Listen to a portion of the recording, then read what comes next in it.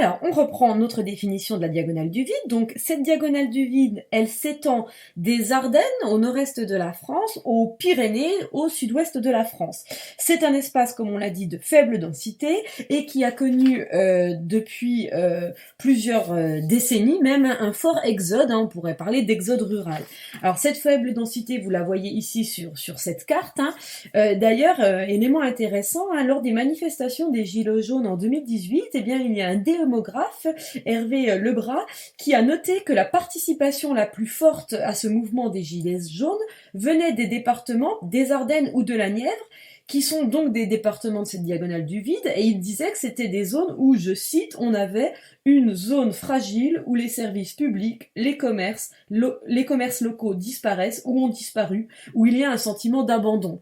Donc voilà, on voit bien, en tout cas on a l'impression là, à parler de cette diagonale du vide, qu'on a un territoire un petit peu oublié, un territoire en marge de la France. Toutefois, nous, on va aussi quand même montrer que ce territoire de la diagonale du vide, il a des atouts. Et d'ailleurs, aujourd'hui, les géographes, ils préfèrent éviter de parler de diagonale du vide, ils préfèrent parler de diagonale des faibles densités. Voilà, c'est un terme un petit peu moins péjoratif.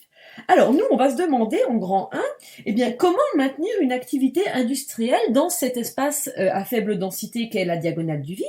Et pour cela, on va s'intéresser à une entreprise d'industrie, l'industrie Fonroche Éclairage. Alors, qu'est-ce que fait cette industrie? Eh bien, ils se sont spécialisés dans les lampadaires photovoltaïques, c'est-à-dire des lampadaires qui ne vont fonctionner qu'avec la lumière naturelle du soleil et qui vont emmagasiner cette lumière et en faire de l'électricité pour éclairer la nuit.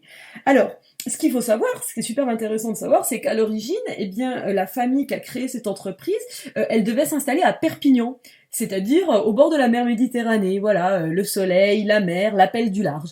Et non, ils ont fait un choix assez ferme, assez fort, ils ont décidé de s'installer à Roquefort. À Roquefort, on est dans le Lot-et-Garonne, à côté de la petite ville d'Agen. Agen, c'est à peine 34 000 habitants. On a l'impression, à regarder une carte, qu'on est perdu dans le sud-ouest de la France, à mi-chemin entre Bordeaux et Toulouse, donc avec un très fort enclavement. Alors, j'arrête là et je vous retrouve pour la 3e vidéo.